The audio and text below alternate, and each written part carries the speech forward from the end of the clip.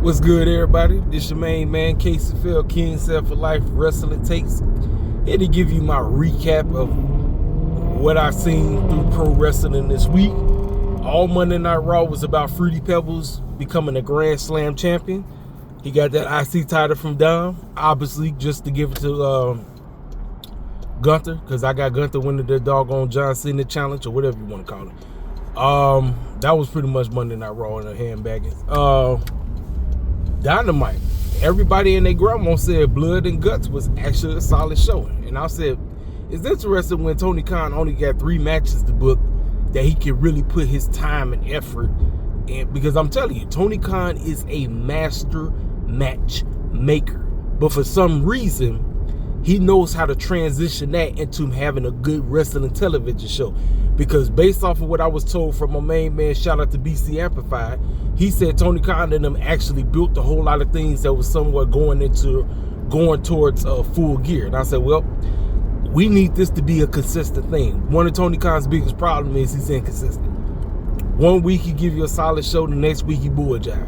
And that's been one of his biggest flaws. His biggest flaw has been being an inconsistent booker. And because he's inconsistent, that's why so many people just say, I'm good. You know what I'm saying? That's been his biggest problem. But from what everybody said, the girls did their thing in the female Blood and Guts. The fellas did their thing in the men's Blood and Guts.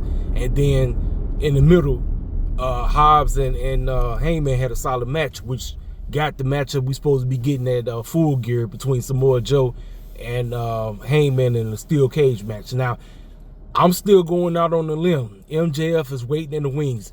MJF is either cashing in at Full Gear or he's cashing in at World's End. That's just how they get. That's how I see moving forward.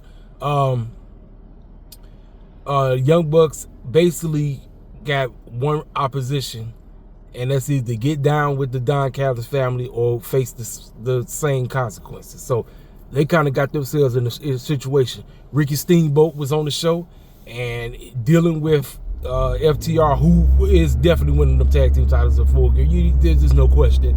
Listen, what's the name of them? Had a decent run, Brody King and Bandino, but it's time to put the tag team titles back on your top heel group in that company.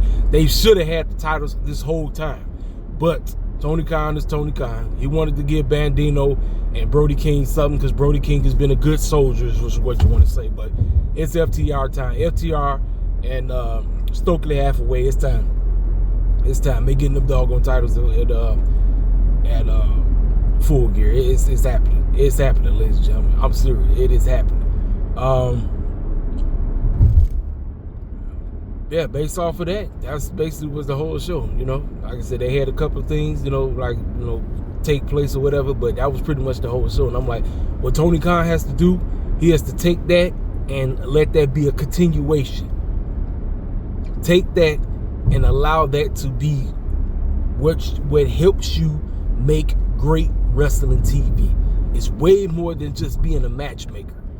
I couldn't be, listen, I'm not a pro wrestling promoter. I don't have a promotion to run.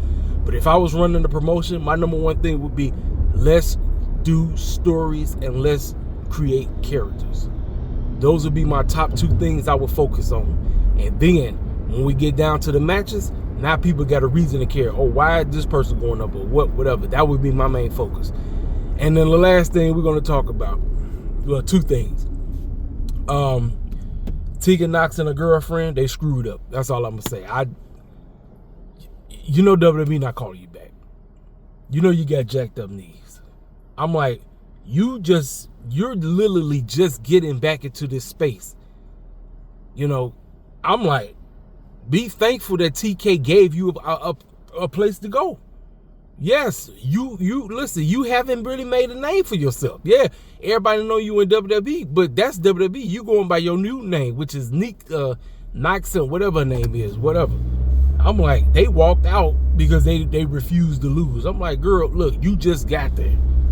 You just got there. I'm like, pay your dues, do what you got to do, and then, go. But you think WWE calling them back? Heck to the freaking no. They're not.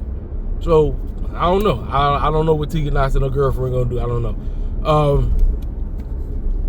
And Bound for Glory was a waste of time. It was a waste of time and a waste of money. I feel bad for Mike Santana. I really do.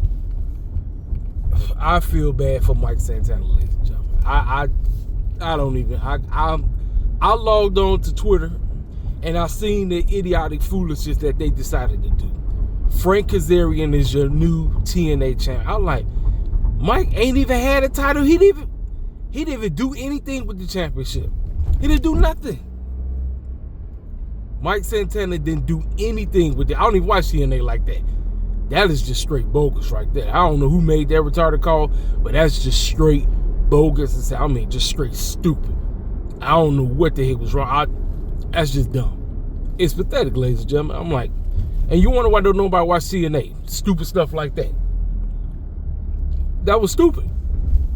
That was stupid, ladies and gentlemen. Very stupid. But I ain't got nothing else to say. I just want to come on here and give you my thoughts, recap on what happened in pro wrestling from Monday to Wednesday to, well, an idiotic bull job we just got last night. Anyway, I'll let y'all catch later. This your main man, KCFL, King Sam for Life Wrestling Takes. I'm out. You know what to do. If you're new to the channel, feel free to subscribe. Make sure you hit that like button and leave a comment on everything I talked about. It don't matter what I spoke on. Talk about it. Leave a comment what you feel about everything going on, and we're gonna go on for that. This is your main man, KCFL, King Sam for Life Wrestling Takes. I'm out the door. Holla at your boy.